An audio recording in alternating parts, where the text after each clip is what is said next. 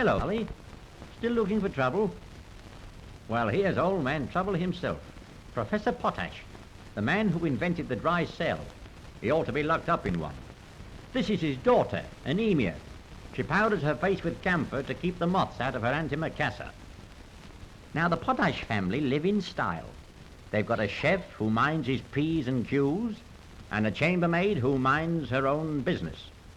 Now they're going to take on Charlie as the second cook, first bottle washer, and the third washout they've had this week. The chef, Signor Gorgonzola, the champion cheese cutter, doesn't seem to like the look of Charlie and wags a wicked sausage at him. Yeah, but wait till he finds a stick stuck in the dough. He won't stick it any longer. He doesn't want any stick, because his dough sticks up for itself. Yeah, and Charlie won't get any dough from him either. Now, where's that stick gone? Here, you. Get out. Now, the professor has discovered the formula he's been looking for years.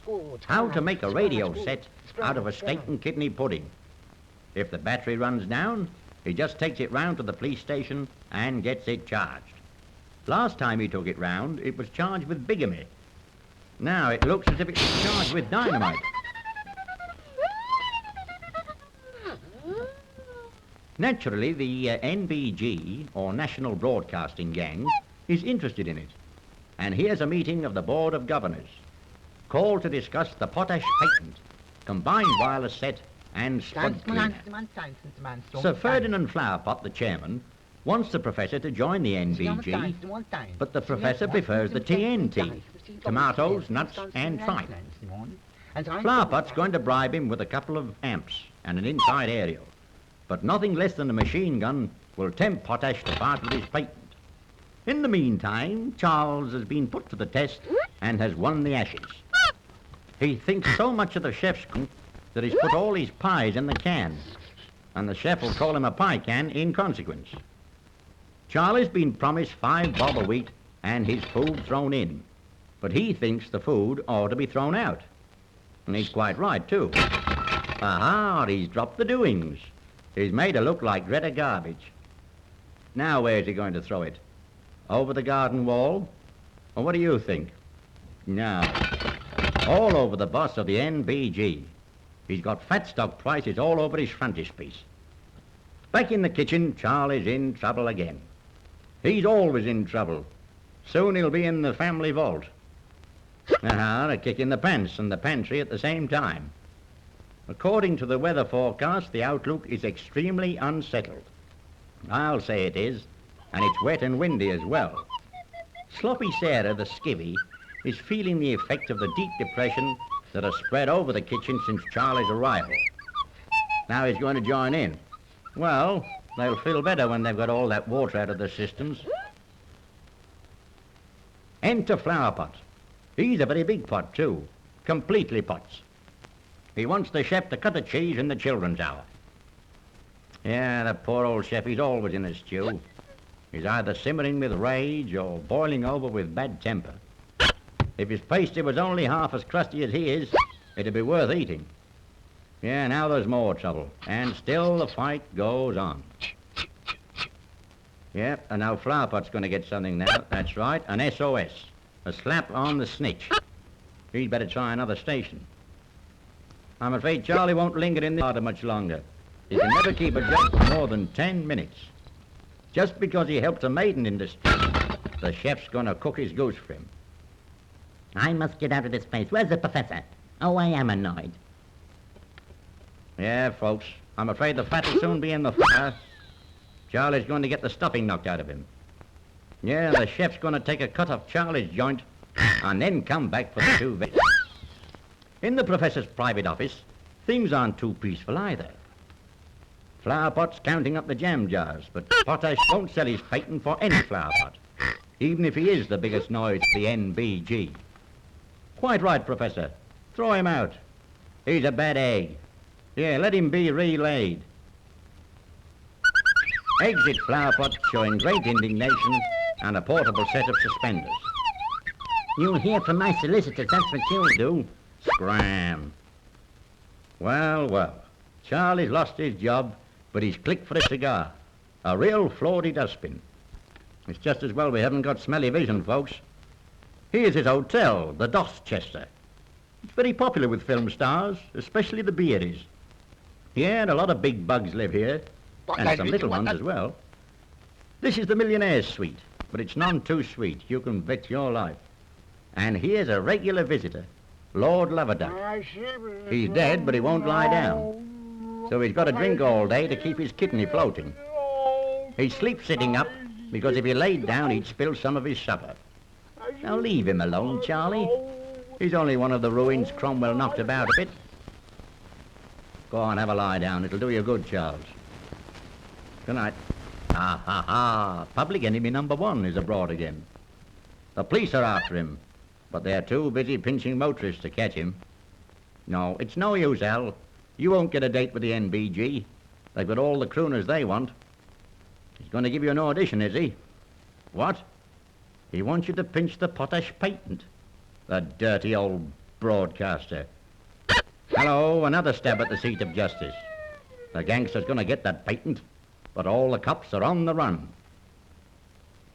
Calling all cops, calling all cops, calling all cops. A robbery has been arranged at the professor's house. Come on, boys. Get going. If you can get there first, you can do all the robbery required. The above have now arrived. Fine body of men, aren't they? The best that money can buy. Let them loose in a house and they'll pinch anything. They've all served their time in the salvage corps. They not only served time, they've done time. Potash is still playing with his pots. He's trying to invent a gadget for catching cockroaches and sewing buttons on flies. He's so wrapped up in his subject, he doesn't know his house is full of the flying squads. Come on, boys, make yourselves at home. Whenever you come back, it's waiting. They haven't changed it since you were here 5 years ago. It's still got the permanent wave in the mattress. Yes, he's still here too. Still singing the same old song, The Fireman's Farewell to His Hose. You've forgotten something, Al. You've gone to bed without saying your prayers. Too long to get dressed in the morning. You'll have a nice crease in your pants and in your coat as well. The guests seem to like Lord Loverduck's lullaby. They have presented him with a bouquet of hobnail boots. But Charlie's going to go one better. He's going to throw a party. Yes, and it's a bottle party for his lordship's benefit. Before he makes the presentation, he prepares the stage. He's determined to conclude the concert with a smashing success, including that famous song, Just Before the Bottle Mother. This is going to be a great affair, folks. Now go easy with him, Charles. Get set, get ready. He's done it. Consider yourself launched. It's a knockout. The song is over, but the melody lingers on. Good work, Charlie.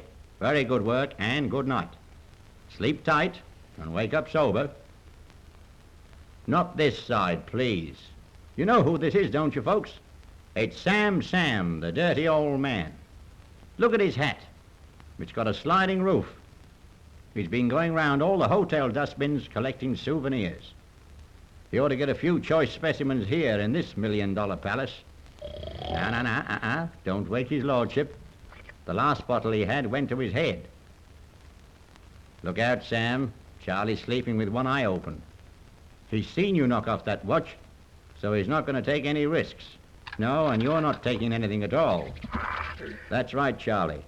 Don't cast a clout till Sam gets out. Now use your nut. That's the idea. Under the mattress goes his coat.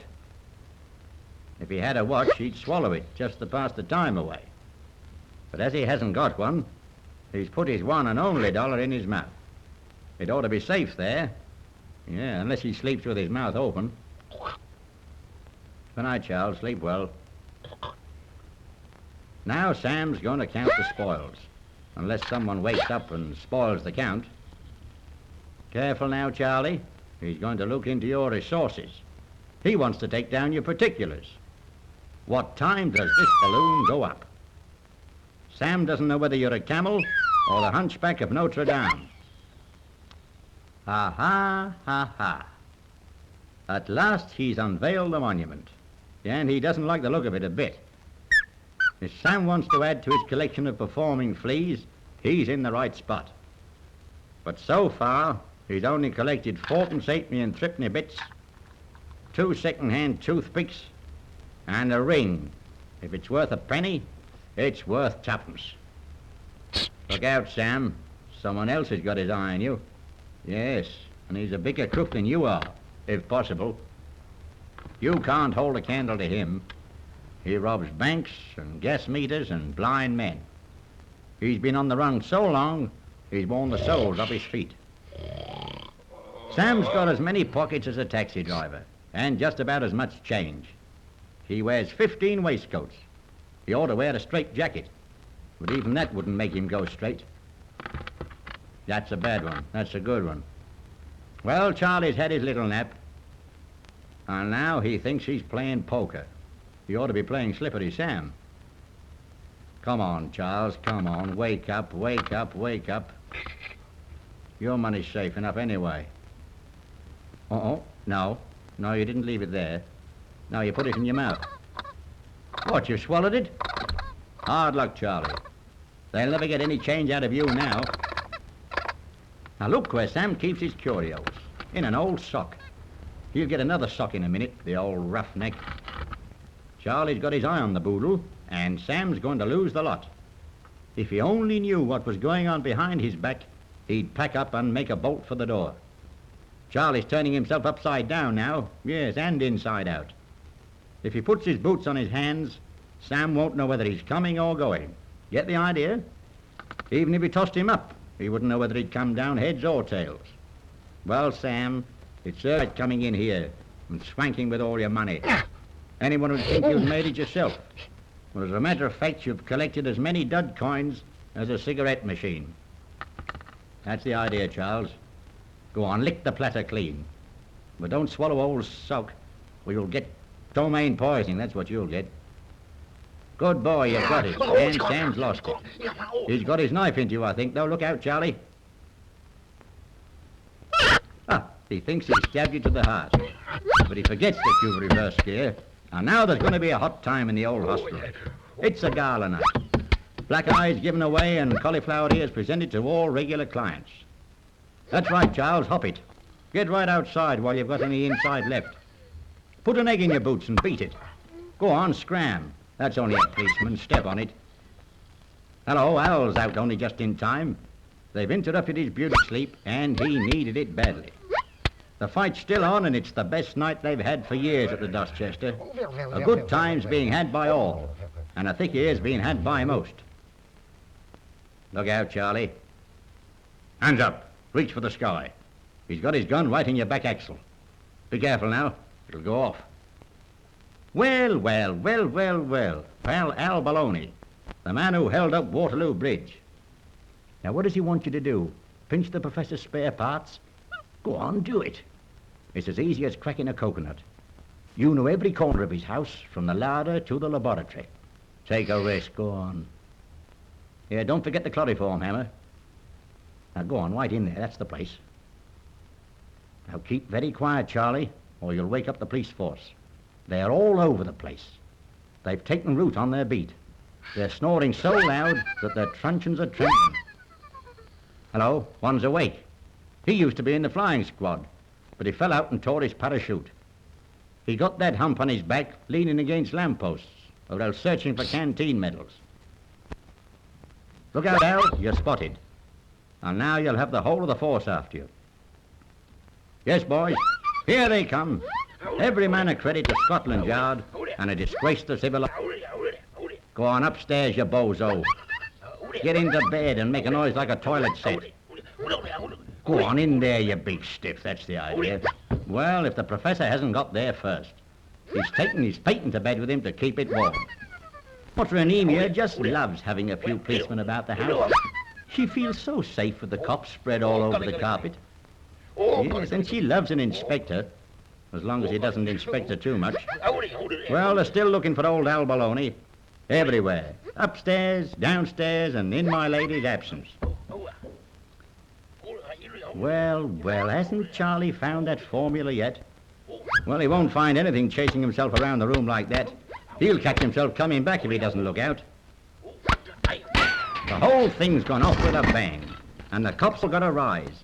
The NBG's properly plastered. Al Baloney's shot his bolt, and look where Charlie's gone. All stations are now closing down. Good night, everybody. Good night.